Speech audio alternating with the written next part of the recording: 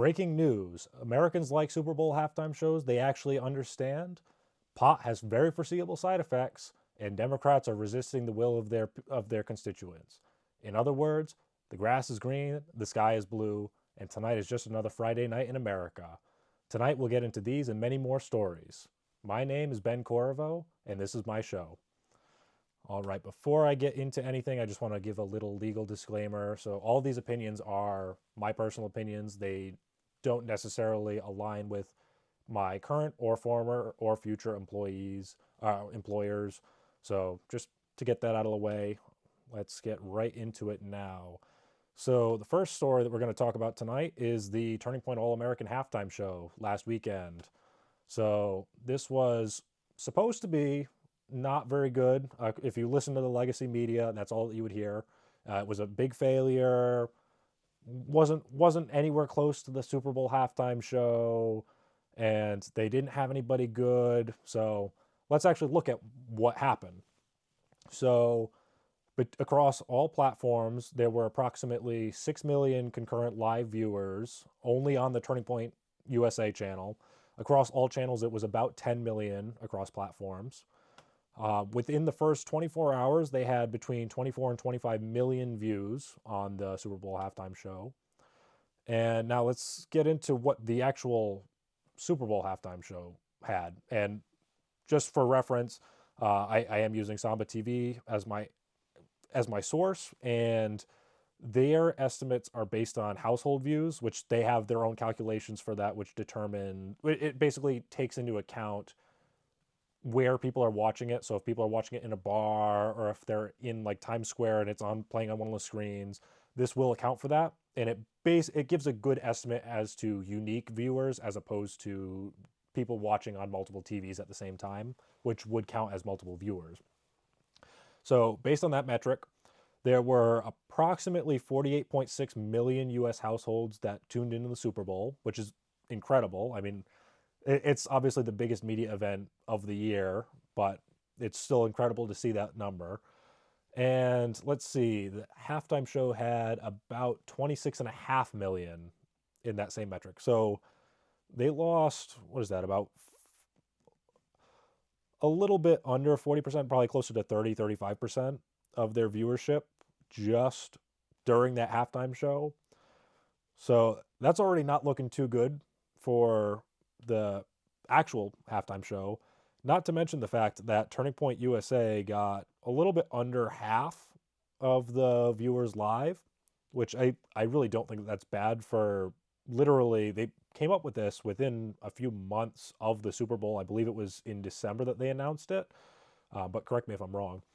And so, what is that? Like 3 months? And they were able to put on a halftime show that got half the viewership of the actual Super Bowl halftime show. And as I'll get into in a bit, I just want to go through some of these other statistics first. This is actually bigger than a lot of people are actually making it out to be. But going back to statistics, if we even ignore the household viewership and instead count individual viewers, so like I said, if you have two screens on and you're watching it on two different screens, that does count as two views. So if we're counting that way, viewership still dropped by about 12% when Bad Bunny took the stage, which is still a dramatic drop.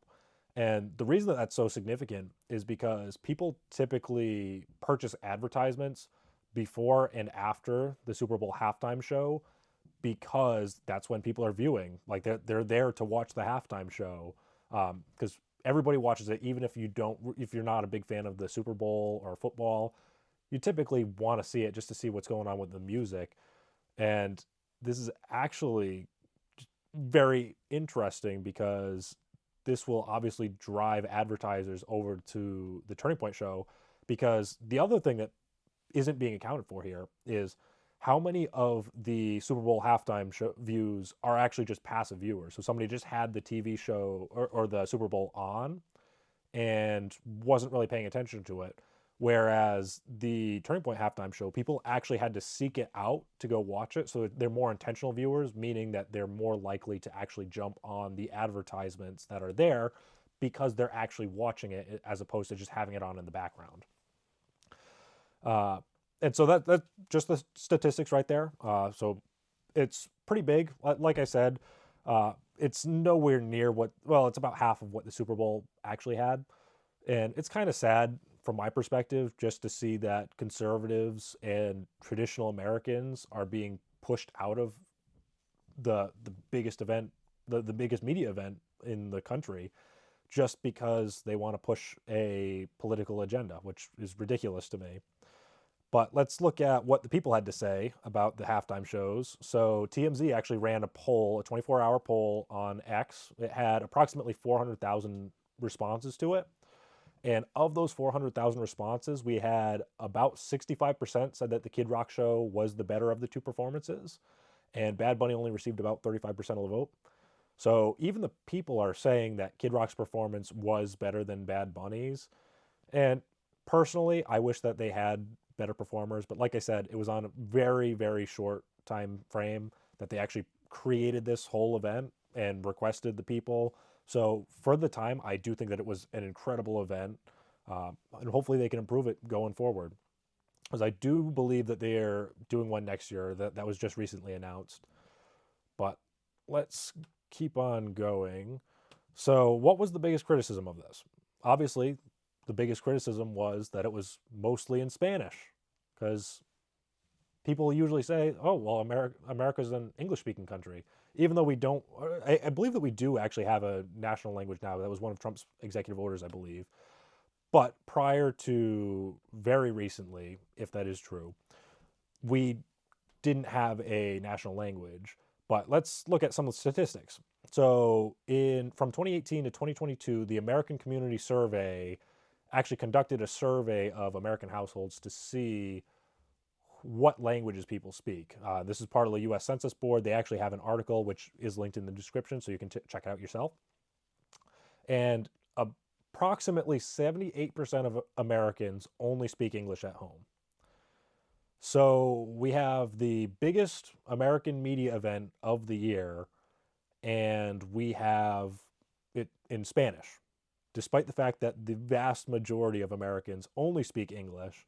And I'm fairly confident, I couldn't find a statistic for it, but I'm fairly confident that an even higher amount of Americans can speak English, and they don't only speak it. But that was that. Another criticism that I saw, which for me, it wasn't a big deal, was there were a lot of people on the left and Democrats claiming that the kid that Bad Bunny gave the Grammy to was Liam Ramos, which is the 5-year-old that was purportedly detained by ICE. This isn't true. It was Lincoln Fox. The two of them don't look anything alike. And the only reason I bring that up is because I find it funny that these people consistently say that conservatives are racist because we think that all minorities look alike. And I can look at the pictures and see that they don't look anything alike. But like I said, I don't personally believe that that's really a big thing. People make mistakes, and I'm willing to accept that. Like, they probably just thought, oh, this just happened. This kid is on here. It must be the same person. That's just my take on it. I just find it funny just because of like what I said. Now, let's see, what else was there? So the Washington Post, they put out an article. This was actually something that I found also funny. So they put down an article titled "Bad Bunny's Super Bowl Halftime Show Turned Down the Heat on Controversy." So that's very interesting in the first place because, as we already went over, the majority of Americans speak English, not Spanish. And I believe it's about 20%. I don't have the statistic up with me, but I do believe about 20% of Americans speak Spanish. So it's not necessarily a small portion of the population, but the vast majority of the population does actually speak English, so it is preferred. So that's already kind of divisive in the first place. But this right here, this is a quote from them. But in general, the show had the kind of wholesome, traditional family values that would have fit right in with some of the more sentimental commercials that appeared during the game. That's a quote directly from the article. So, if the only part of the halftime show that they watched was the marriage scene, then I could completely believe that. But let's look at the actual rest of the halftime show. And I'm just going to start out with what we're seeing. So the first thing that I see is there was a gay grinding scene when Bad Bunny was on the truck. You can see it right here. There's two guys behind a door grinding on each other while Bad Bunny is dancing on top of the truck. I, I know I'm a bit of a prude here, but I really don't think that that's something like even if it were a guy and a girl, I don't think that that's something we should be showing on public television. Even though I know that they've done this for years with the twerking and the scantily clad women. I just don't think that it's something we should be showing at a family friendly event like this. But let's set that aside and let's look at the lyrics of some of these songs. So just because I know that that's obviously what a lot of people are going to see. They're going to see that and they're going to say, "Oh, that's fine." But let's look at the lyrics. And I know that it's all in Spanish, so nobody actually understood it. But let's see what it's actually saying. So one of his songs, Yo Perio Sola, as you can tell, I don't speak Spanish. So I'll be relying on other people's translations. This song, translated in English, is I Twerk Alone. And that's basically the theme of the song. I mean, one of the lyrics in it is, and she calls me Poppy. Poppy, keep going. Yes, yes. She's really hot like Natty, drunk and crazy. She doesn't care. Let's twerk. Life is short. So, okay, that's not awful. I mean, there's no crass language in there. I would say that the imagery is a bit too much for what we should be having. But like I said, most Americans didn't actually understand what he was saying. So I'll give him the benefit of the doubt on that song. Now let's look at this next one. So Safara. Let's see. Okay. So damn how insane. You have a nice A. Whatever you put on looks amazing. Move it, move it, move it, move it. Okay, that's just repeated. Okay, not going to read that. Okay, yeah, I'm just going to go ahead and say that this one definitely isn't family friendly, as a lot of the imagery as well as the language is extremely graphic and has no business being around public television with kids. I mean, like this is actually kind of insane that they actually let this guy perform here. But now for the crowning achievement of how bad Bad Bunny actually was, is he closed the show out with a little bit of English. I'll give him credit for that. He did say a few things in English. God bless America. Chile, Argentina, and all the other countries across the Western Hemisphere that are part of North America and South America. Now, if you don't see that as a political statement, I don't really know what world you're living on, because I don't know about you. I consider myself an American, and from what I understand, Canadians don't consider themselves Americans because they're not from the United States of America. So, yeah, it was a play on words, but he was kind of saying that there's nothing special about America and everything else is basically America. So why should we even have borders? And that is more of a political statement than I like in my Super Bowl halftime shows. So that's why I didn't watch it. Aside from a few clips that I saw, I tuned into the Turning Point halftime show instead, and I'm significantly happier about that now that I know what some of the words were that he was singing. Okay, so now obviously some darker news that we got to talk about was the Tumbler Ridge shooting this week. It's obviously a tragedy that we had. I believe that the count was 9 dead and plus the shooter, so 10 victims, I believe. I have heard, I've seen some conflicting reports with there being 8 victims plus the shooter or 9 victims plus the shooter. But in general, it's between 9 and 10 victims of this act. And my criticism isn't of the action. So I condemn the actions, but the media made this so much worse. because they tried to hide what actually, like, who the shooter was. They even go out of their way to call him a gun person. Let's see that. I have that right here. That includes the deceased gun person.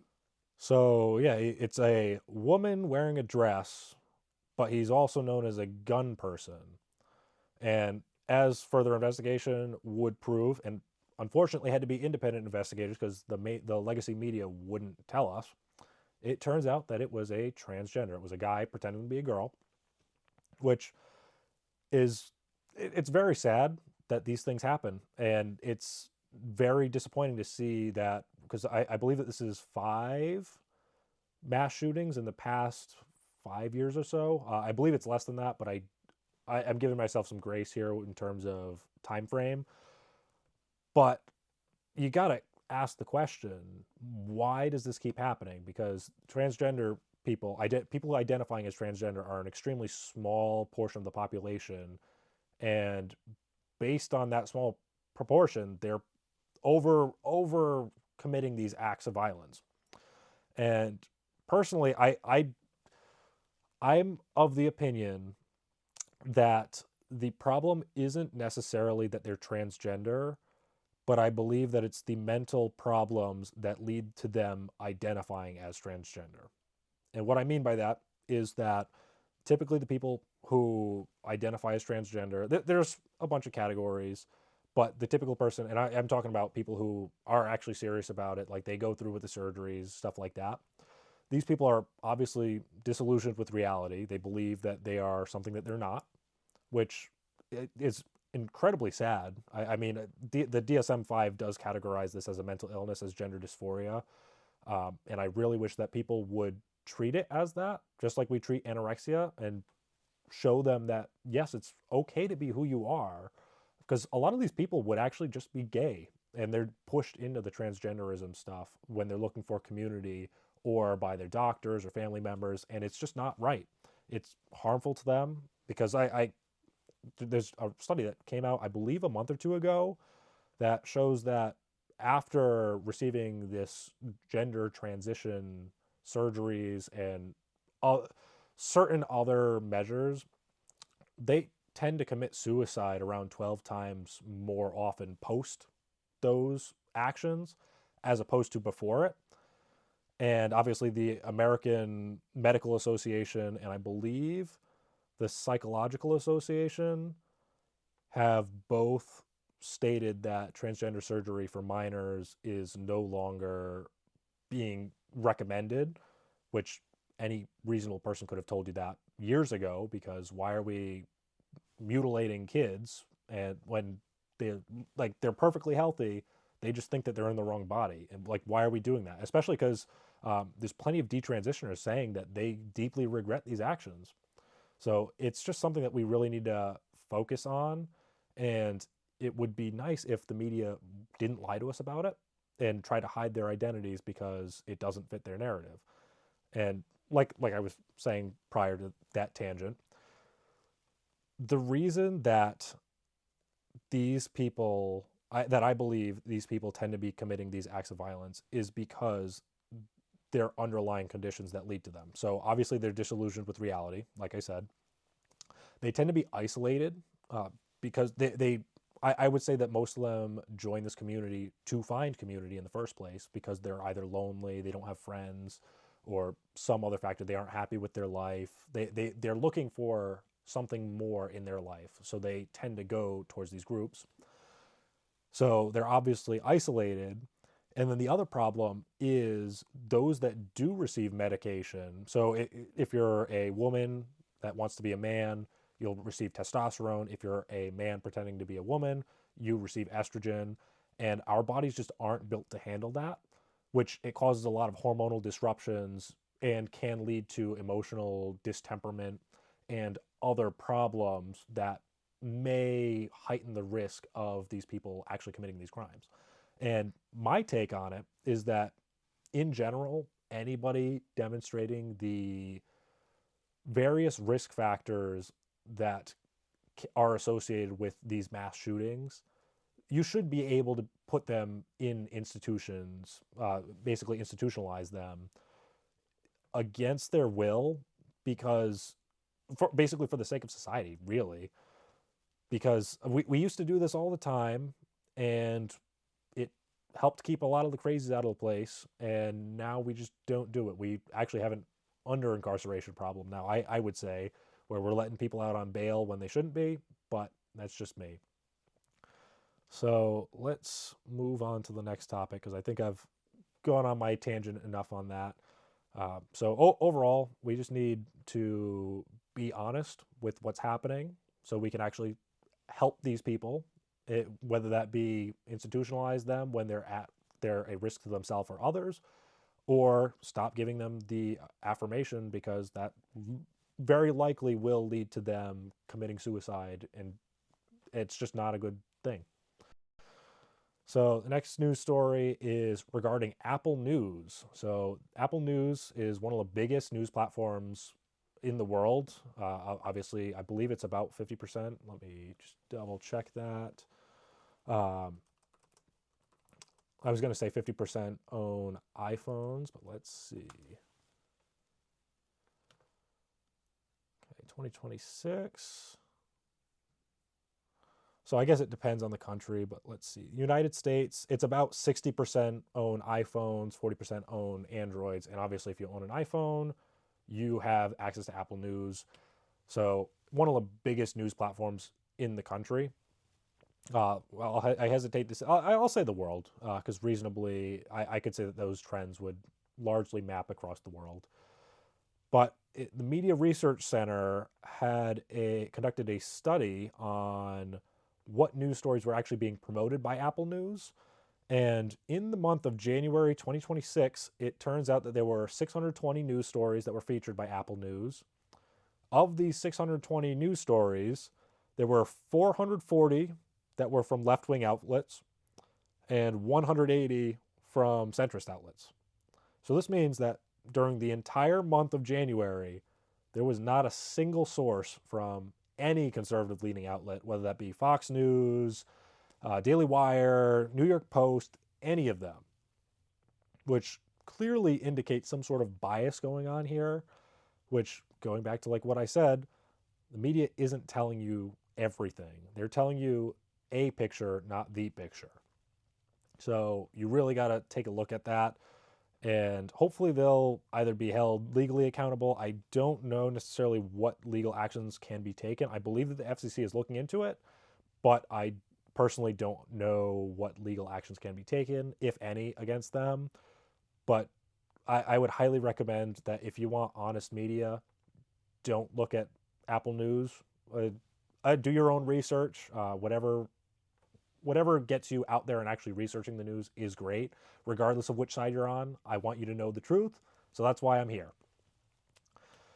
Which, actually, getting to the truth, this is a hard problem for a lot of people, especially the libertarians in the audience. Marijuana, pot, sin spinach, or the Haitian oregano. Let's get right into that. So the New York Times actually put up an op-ed a few days ago, February 9th, talking about how it's finally time for Americans to admit that we have a marijuana problem. And this is something that I have been saying for years.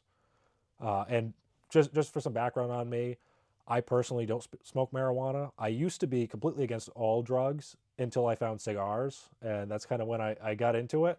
And I became slightly more libertarian in my views on drugs, because I can't really justify why we should ban one drug and not another. So I became more libertarian. And now the evidence is in that marijuana, so by legalizing it, one, more people used it, which is funny because a lot of leftists and liberals don't want to believe that, because they use the same argument for abortion. They say that if you legalize abortion, we're going to have less abortions than we do when it's illegal. And that's obviously untrue, but that's their stance on that. But then when you ask a leftist about why that doesn't apply to gun control, they're stunned, because obviously making things illegal reduces people using them or doing them.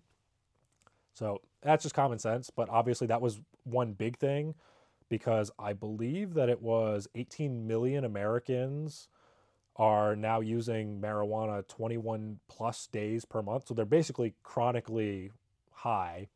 The best term I can use for it. And obviously, that's a problem because it kind of indicates that they're addicted to it. And if that's all that they do, it's not really healthy. But even discounting that, it looks like we finally have what people have been saying for years, that there are side effects to smoking pot. So, directly from this article is a quote: "This wider use has caused a rise in addiction and other problems. Each year, nearly 2.8 million people in the United States suffer from cannabinoid hyperemesis syndrome, which causes severe vomiting and stomach pain. More people have also ended up in hospitals with marijuana linked paranoia and chronic psychotic disorders. Bystanders have also been hurt, including by people driving under the influence of pot." All of this could have been foreseen because we've known this stuff for years, decades potentially, at least for some of them. But I find it funny that we're finally rediscovering what we knew in antiquity, which is basically what most of leftism is now. I mean, just speaking of that, the anti-ICE protesters building walls to protect their communities, that's basically the same thing. So they're implementing border enforcement in their own communities to keep ICE out, which is hilarious because that's literally what ICE is doing for us as a country now. But getting back to marijuana, it's in general, this policy has been pursued and recognized in very recently, most recently in December by Massachusetts, which was one of the first states to largely legalize the marijuana usage. And actually, it was in December of, was it 25 or 24? December of 2025, there was a big push to actually reverse a lot of their marijuana legislation because obviously there were problems associated with it. And let's listen to what Wendy Wakeman, so this is the chair of the Coalition for a Healthy Massachusetts, and she says that Massachusetts currently has a Wild West culture with regard to marijuana use. Obviously, like I said, they have some of the loosest marijuana laws in the country. They were one of the first states to actually implement it, and they're finally starting to see the consequences of that. And Wendy says right here, we've seen an increase in motor vehicle accidents. We've seen an increase in mental health problems. We've seen an increase in addiction. All of these seem to stem from marijuana. Which, another point that I'll make here is that one of the biggest things I hear from people who smoke marijuana is that it's not addictive. And that's, I can tell you right now, that's not true because just about anything that gives you dopamine can be addictive. Like, regardless. I'll even admit I was addicted to cigars for a period of time. I had too many. Now I've got it under control. I only do about one a week. But you could be addicted to just about anything that gives you a dopamine rush, and marijuana does that. Especially if you use it in times when, I'll say if you abuse it, because that's probably the better terminology there, when you're basically not feeling well and you want to feel better. So if you're using it in that circumstance, obviously that'll give you a dopamine hit, and you'll basically build an addiction on it, or a habit depending on how strong it is. But typically it's going to be an addiction. But the thing that I find most shocking about this is that we have actually seen this stuff since at least 2024. So Yale actually analyzed a few different studies, and right here, I just have the article pulled up right now, which will be in the description. Like I said, all these articles are going to be available, so you can see my sources and critique them as you need to. But this study right here shows that there's actually a link between marijuana usage and schizophrenia. So this quote right here, so a Finnish study of 18,000 individuals with cannabis-induced psychosis found that nearly 50% were later diagnosed with schizophrenia. Other studies confirm that regular use, especially of high potency products, which that's another thing to note, is that a lot of the marijuana products currently on the market have higher THC than was previously available in the 80s and 90s. So it's also significantly stronger, which could potentially be resulting in this. But it's kind of hard to put the genie back in the bottle and say that you're going to have to, we have the ability to produce this THC that it's so pure that it's at a higher percentage, but regulating that is going to be difficult because, like I said, people aren't going to want to go back down to a lower percentage of THC. But in this particular Yale investigation, they actually found that over 75% of the patients that they were analyzing that had schizophrenia previously had used cannabis. So it's very clear that there is at least some sort of correlation between cannabis and marijuana usage and schizophrenia. And obviously, not everybody's at high risk of this. Certain people are at higher risk than others. It depends on usage, personal experience. So there are a lot of factors here. But the fact that it's so high of a percentage of marijuana users that eventually develop some sort of schizophrenia is kind of shocking and should be shocking to everybody because marijuana is consistently compared to alcohol as a drug. Same thing with cigars. Like they compare it to cigars all the time too. And for the most part, neither really produce long-term effects on your health. Alcohol certainly does more than cigars. Cigars, the worst thing that you'll probably have is potentially some smoke inhalation, so you might have some lung problems as well as the gum problems due to the oral nature of you smoking a cigar. But in general, they don't have these sorts of long-lasting impacts as marijuana does. So that's enough about that. I know that I'm going to have a bunch of libertarians mad at me now for my take on that.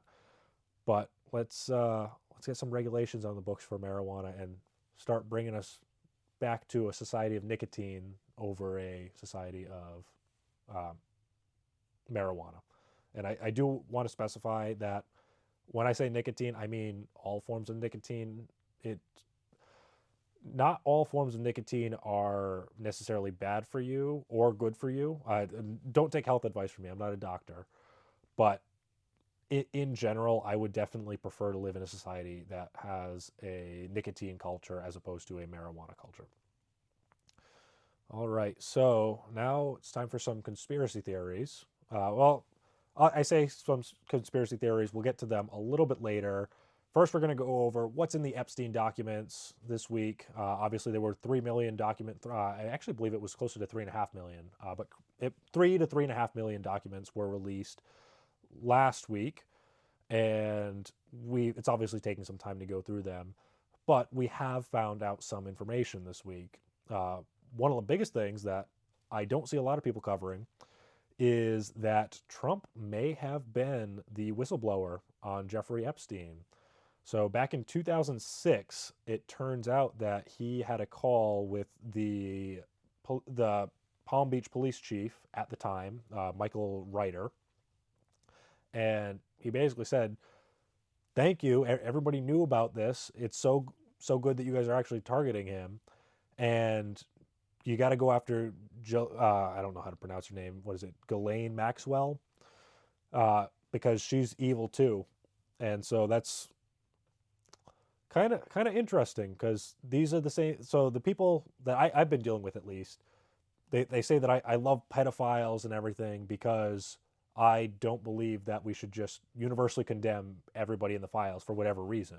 Like we actually need, I say we actually need evidence of them committing crimes, even if that's just a message saying that they actually did something and it can be proven. We need evidence before we actually convict people because this stuff can actually ruin people's lives. And that's very important to keep in mind. So that's my take on it. And this may also have been, because I don't know if you guys remember, but a few months ago, it may have been close to a year ago, Mike Johnson had put out a statement that Trump was an FBI informant against Epstein, and that was why the files weren't being released. He later walked that statement back, but it seems like this could be at least some of the reasoning why that statement was made, even if it was partially or wholly incorrect. But it'll, like, time will tell. We'll eventually get that information, hopefully, because I'm a bit of a skeptic on that. I personally believe that just about everything that we're seeing in these Epstein files, we basically already had an idea of or knew for sure. So there's not really too much new. Because and the other thing too is, obviously I'm a conservative. I support Trump, but do you really believe that with we've had three administrations hold on to these files? It's been the Obama, the Trump one. I guess that Obama, it was the end of Obama's term. Trump one, Biden, and then Trump two, which I'm kind of lumping in with Trump one. All these people had access to the files, and they're just now being released. So even if they're the file, so my point is essentially that anybody could have changed the files in that time. They could have thrown out files or anything. So don't be surprised if this isn't the whole picture, but this is likely the whole picture that we're ever going to see. Just like with Kennedy, just like with MLK, the government hides stuff from us, and I I may not be happy about it, but I expect it.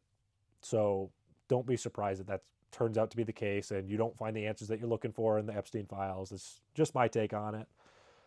But one thing that may actually help us get there is that Ghislaine Maxwell has, through her lawyer, said that she's pleading the fifth in terms of the House Oversight Committee investigation of her, but that if Trump were to give her clemency, or basically say that she can't be charged for anything that she says in terms of giving evidence or testimony, she will tell everything about the Epstein documents and like what's going on, what the whole operation was, who was involved, and everything. She'll name names. So I do think that that's actually quite interesting. I don't know if Trump is going to take her up on that, and I don't necessarily know if he should, because she was obviously one of the major players in it. So it's truly a question of, do we let one of the leaders get away with her crimes in order to get the rest of them? Or do we just punish her and continue investigating as we are now? I tend to lean more towards the punish her and continue investigation, just because I personally believe that we need justice. And even though her actions may allow us to get justice quicker, I believe that justice, like, by not punishing her, that would still result in a lack of justice for the victims. So we do need to punish her, and that's that. Some other big names made it into the Epstein documents. I'm sure you've seen the Elon stuff. I haven't seen enough information on it to report on it, so that's why it's not going to be in here. But I am going to be talking about Steve Bannon. So this is interesting to me, that Steve Bannon is in here. So supposedly he was, I'm not going to say friendly, but he was looking to rebuild Epstein's image. And actually, from the information that I've seen, he was looking to publish a documentary basically exonerating Jeffrey Epstein, and it was set to release the date that Epstein was jailed. So I like I said, I need evidence to suggest that these people actually committed crimes, and thus far it doesn't seem like he committed any crimes. It's definitely suspicious that he was so friendly with Epstein in this instance and actually was trying to rebuild his image. But there are definitely reasons why he could have done it. So if more evidence comes out that shows that he was actually doing this maliciously, then obviously I will condemn him. But it doesn't seem necessarily like there's enough evidence to support that. Speaking of that, another big figure that's been in there is Kathleen Rumler. So she was, if you don't know who that is, she was Obama's chief counselor while he was in the White House during the Obama administration, obviously. And so she was found out today to be, I believe it was today. It was, if not today, very recently. Yes, it was today. Found out to be friendly with Epstein. She called him Uncle Jeff, I believe, was Uncle Jeffrey was the term that she used. So she was very friendly, and she had joked about attending his island. Actually, oh, I'm sorry. So in the emails, I thought they had just been joking, but it seems like they may have actually been taking the trips. The reason that it's so skeptical, and I do want to be careful with what I say here, um, is that Rumler's legal representatives have said that she didn't attend Jeffrey Epstein's island, and that's why I've been saying it's a joke. From what I see, it seems like they were joking about it because some of the stuff it does seem like they were joking with each other about. But if this is true, then it does obviously show a bit more intent. But like I said, being friends with somebody isn't evidence of committing a crime. I know that a lot of conservatives are jumping on her about this, and I do, I see why, because a lot of the legacy media isn't reporting it. They're just saying that she's a Goldman Sachs lawyer, which she isn't anymore, obviously, because of these allegations. But it is definitely interesting that she may have had a bit more of a friendly more of a friendly relationship with Epstein. But like I said, I personally don't see enough evidence to show that she did wrong. She did any wrongdoing either. Which, like I said, I genuinely believe that if what we have is true in the files, then pretty much all that we've seen is all the arrests we're going to get. And if what's in the files isn't true, then this is still also going to be all that we get. Because I subscribe to Michael Knowles' theory on it. Like I said, it's just there's a reason for them to keep these secrets, whether it's good or bad. They're keeping them, so we'll see about it. But now it's time to get into some conspiracy theories, like I was kind of just talking about. So first is from the Daily Beast. So Epstein files reveal prosecutor's announcement dated before his death. Now, this could very reasonably be just a typo, but it does appear that there was a press release issued for Friday, August 9th, 2019. It was written up, it was never issued. I should like clarify that. So this press release was dated Friday, August 9th, 2019, which was one day prior to Jeffrey Epstein being found dead in his cell. So that's kind of interesting. Like I said, it could be a typo. It's kind of hard to type out Friday, August 9th when you actually mean Saturday, August 10th. But like I said, could be a typo, could be more.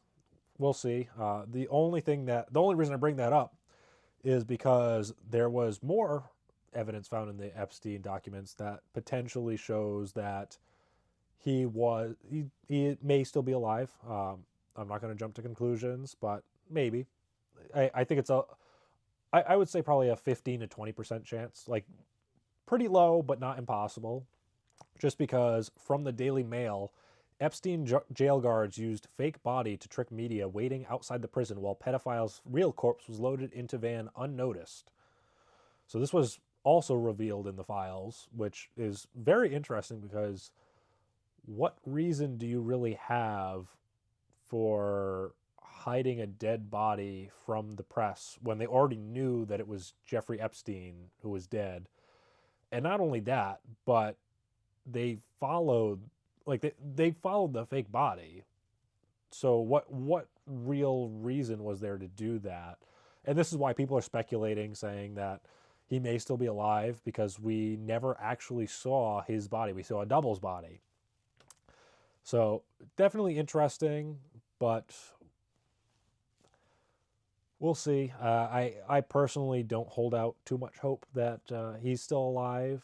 And I really, like I said, I don't think we're going to find out much more information about it either. But getting back to more national news and policy, we have the SAVE Act. So this has obviously been big news this past week because Republicans have been pushing for it. Democrats have been fighting it. And let's see what actual Americans say. So I have a clip from CNN. So obviously this is a left-wing source, but let's see what they say. Wow, so Democrats 71% favor photo ID to vote, Republicans 95%.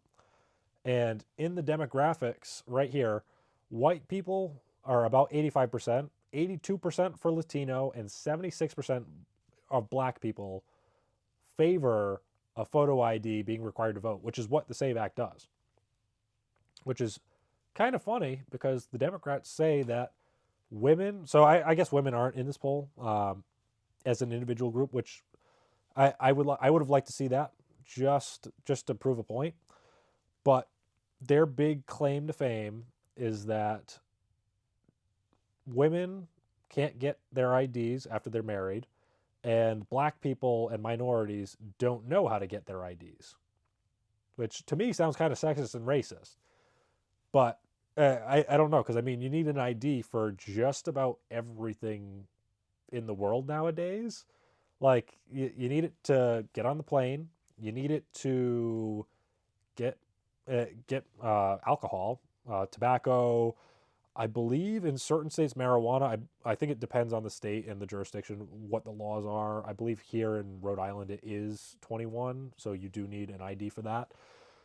But there are plenty of things that you need an ID for, and getting an ID is not very hard to do, especially with all the mechanisms that we now have where you can book appointments at the DMV, and it's just significantly easier than it used to be. So to me, it's kind of racist and sexist saying that people aren't smart enough to be able to get an ID. So I say, why not? So some updates on that bill. It did pass the House. And one thing that was a bit of a concern for me, but I don't believe is going to turn out into anything, because obviously it's for today, is that there was a provision added, which let me just see this so I can get the exact wording. So the provision that was added to the SAVE Act, as it was passed in the House, was that it provides that the requirement of Clause 6A of Rule 13 for a 2/3 vote to consider a report from the Committee on Rules on the same day it is presented to the House is waived with respect to any resolution reported through the legislative day of February 13th, 2026, relating to a measure continuing appropriations for the fiscal year ending September 30th, 2026. So that's the technical terminology. Let me simplify that for you.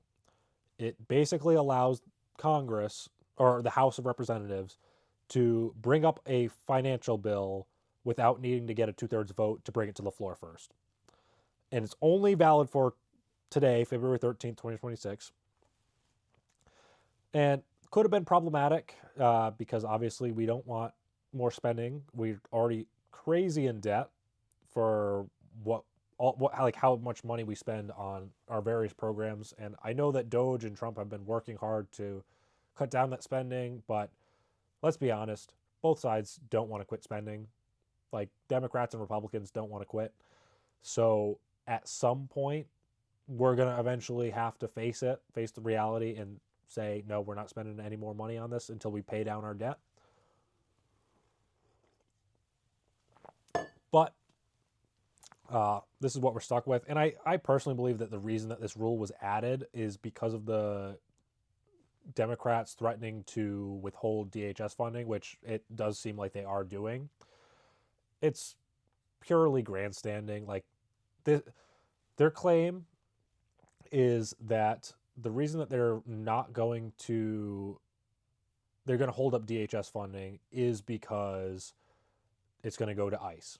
That's not true. ICE has already been funded through the One Big Beautiful Bill. I believe it's for all 4 years of Trump's presidency. So if not, it is at least for this year. So there's really no reason to hold up DHS aside from holding up TSA, FAA, all these different branches of the DHS that actually help Americans and keep us safe. So I would have liked to see them at least compromise on something, but they're not willing to compromise on that. And like I said, they are largely not voting in favor of the SAVE Act. And I'll leave it up to you to decide why they're doing that. Like I said, most Americans do support voter ID, and Democrat leaders, and actually all Democrats except for, as far as I'm aware, John Fetterman, are against the SAVE Act. So do with that what you will. But speaking of John Fetterman in the Senate, right now we have 49 co-sponsors for the bill. All of them are Republicans. We do have, like I said, John Fetterman has committed to voting in favor of the SAVE Act because so many people actually support it. And so this brings us right now to a practically guaranteed 50 votes in favor of the SAVE Act, Save America Act, as it's now called. I still call it the SAVE Act, but Trump decided it Save America sounds better, so people are going with that. But yeah, so we have 50 votes in favor of it, which would mean that we need the vice president to break the tie.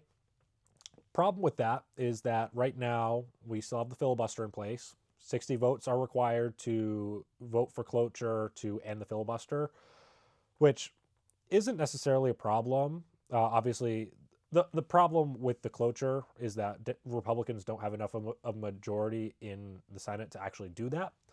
So we're left with two options. One is that we force them to actually force the Democrats to hold a standing filibuster, which I would love to see, because I personally think that the filibuster is a good thing, just because I believe that the minority party, even though they are the minority, should still have somewhat of a say in the government. And let me be clear, that does not mean that you are allowed to hold the government hostage while you're in the minority, like the Democrats are doing.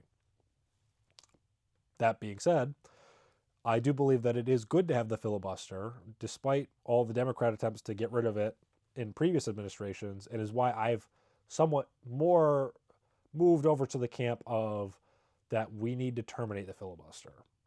And like I said, I'm generally against it, but because the Democrats have already stated that they want to get rid of the filibuster, and they said this last time they were in power, if we get rid of the filibuster, it'll be incredibly easy to pass this because, like I said, we have the votes, so we can just ram it through. But like I said, I would much prefer if we didn't enforce a standing filibuster instead of a threat of a filibuster, and at some point we will eventually get to a vote. I doubt that they can make it past a year. So as long as we get it before the 2026 elections, I'm happy. So we got to get that passed. So pass the SAVE Act. That's a big policy goal, and it's up to the Senate now. In other news, we have some immigration enforcement news.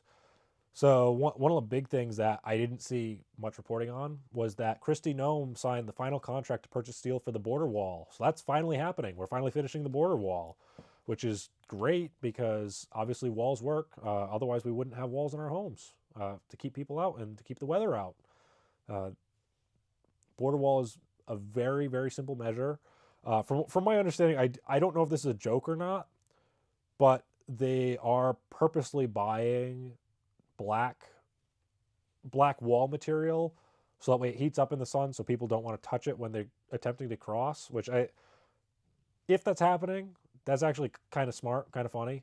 But I like I said, I don't know if that's true or not. But walls work. We need a wall. Let's get it done. Obviously this is getting done.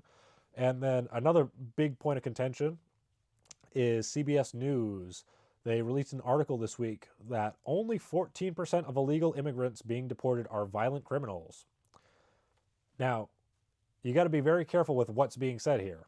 So note that they say fewer than 14%, which, okay, that's fine. That is actually kind of shocking.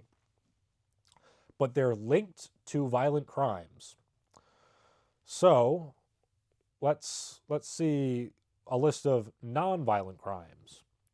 So drug trafficking is a nonviolent crime. Distribution of child pornography is a nonviolent crime. Burglary, fraud, driving under the influence, embezzlement, solicitation of a minor, human smuggling.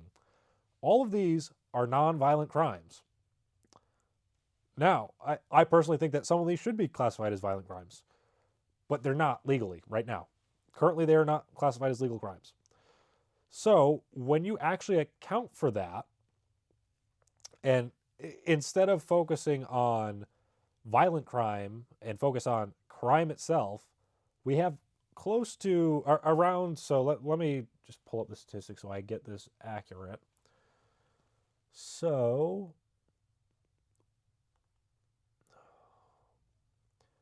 we have approximately, based on the CBS News statistics, so whether or not they're correct, based on the statistics, this is from the Immigration Center for Immigration Studies.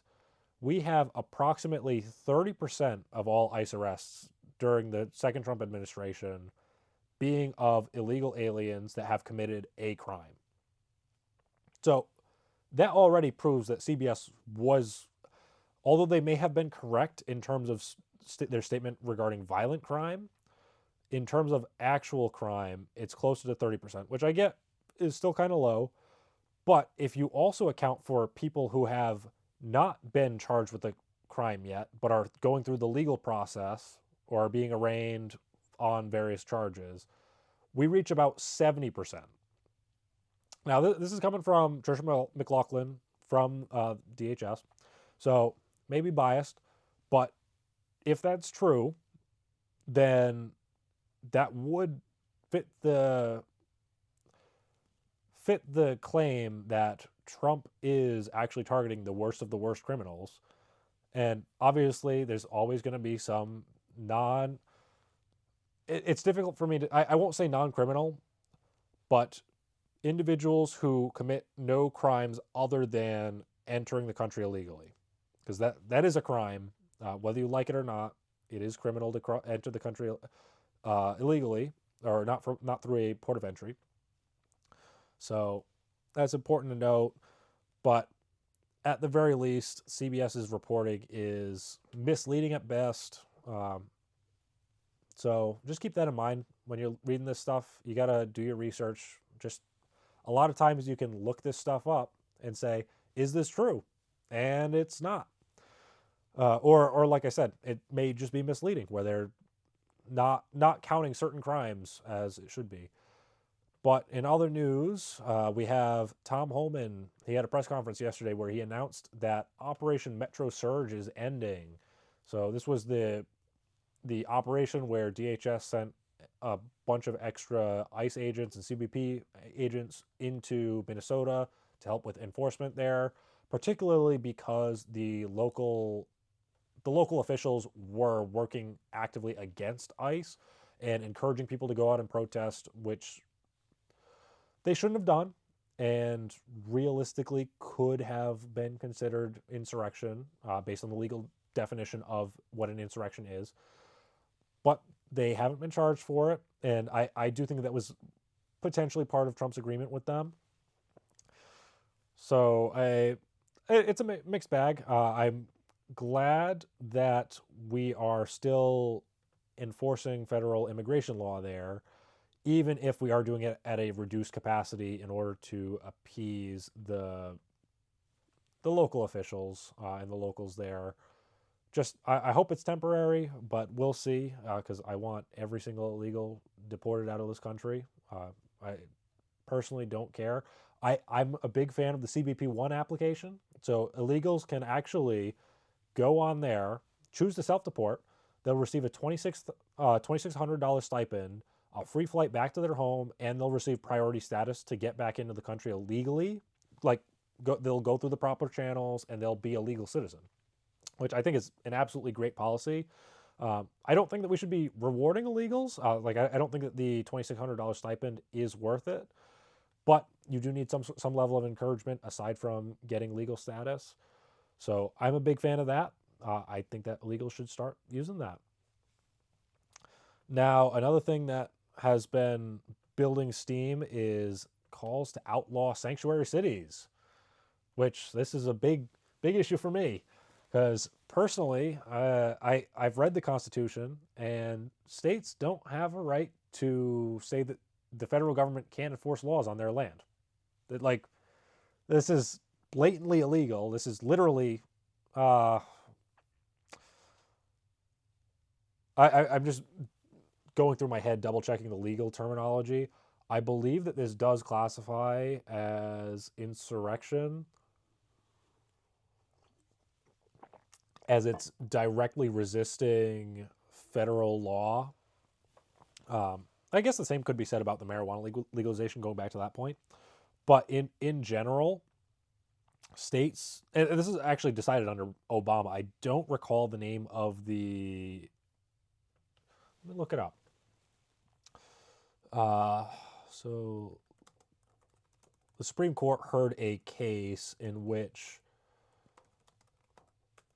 the Supreme Court heard a case where they basically said that state governments aren't required to aid in federal law enforcement, but that doesn't mean that they can actively obstruct or resist federal law enforcement, which is exactly what's happening in Minnesota. Uh, Minnesota is pretty much the only place that's happening in. A little bit in California. I haven't heard too much in Memphis. So it's mostly Minneapolis, Minnesota, and Minneapolis in particular. But just keep that in mind. So stay safe out there. Like I said, if you're going to protest, do it peacefully. Don't do what some of these people have been doing, like attacking ICE officers, going and breaking down doors at hotels. Like, just be peaceful. Actually protest the way you're supposed to, because obviously it's protected by the First Amendment. I think you're wrong, but you have every right to do that. All right, and another big thing that came out of Tom Homan's press conference was that we've found almost 3,400 of the lost children that crossed the border under the Biden administration without any accompanying adult. So I believe some estimates are, I believe the low estimate is 85,000, the high estimate is 300,000. It's a bit of a big range, but we're working. Tom Homan has been working on finding these children because a lot of them have been obviously sexually abused and sex trafficked. So it's definitely something to be grateful for, that they're actually finding these kids and actually keeping them safe now. Now, Tom Homan stuff, although that was big, particularly with Operation Metro Surge ending, whether that's good or bad, we'll see. One of the big things is that the economy has been overperforming. Now, I know that a lot of people aren't actually seeing this in their pockets, which is, it's very unfortunate because, like I said, the economy is actually doing quite well. It's just going to take a bit for Americans to actually see these benefits. Because right now, so we had a new jobs report come out. I believe that the jobs report came out today. Yeah, it was this morning actually, where inflation has decreased to 2.4%, which is lower than was expected, which is great. Last month it was 2.7%. And just so we're clear, the inflation rate is calculated on an annual basis. So it's based on what percentage inflation we experienced from today last year, essentially. So it's great that we're seeing decreases in that. I believe that the peak under Biden was around 8 to 9%, which is crazy. Let me just double check that before I go ahead and say that.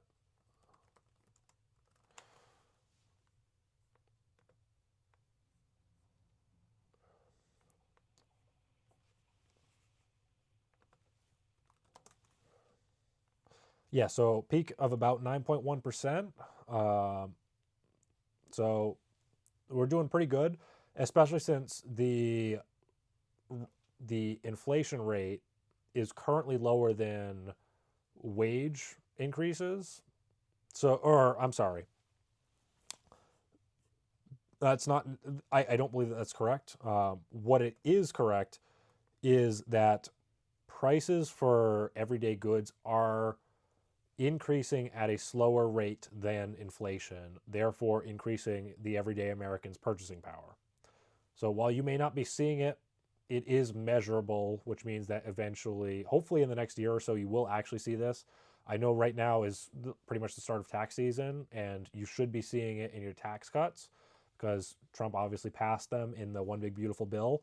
We should be seeing not fairly significant tax cuts that will put I believe that the estimate is about $2,000 extra in your pocket. Obviously, depending on your tax bracket, your mileage may vary. Depends on the person. Depends on how much you made, how much you paid in taxes. There's a whole bunch of calculations in there, but there are. It should be more in your. You should receive more in your tax refund. But in addition to that, we also saw about 130,000 new jobs under Trump, as well as 4.3% unemployment, which is, like I said, both beating expectations. And it's actually interesting because uh, I like to make fun of the Biden administration because they claim that they had so many jobs that were created. And if you look at it, a lot of the jobs that they counted as new jobs were actually just jobs that were pre-COVID, went away during COVID, and then they came back because Biden was president after COVID. So these jobs weren't fake jobs. They weren't returning jobs. They're new jobs. And unemployment is about 4.3%. I do hope that we can get that lower, but it's still very good, fairly stable. Just looking at some graphs right now, and it looks like we have been seeing a steady increase since about April of 23, with the peak being, let's see, peak looks like it was about last month. So, like I said, hopefully we can get that down further, but we are beating expectations, which is still good. But that's that. So, that's all the news I have for you today. Thank you for joining me, and I hope that you'll tune in next week to the Ben Corriveau Show.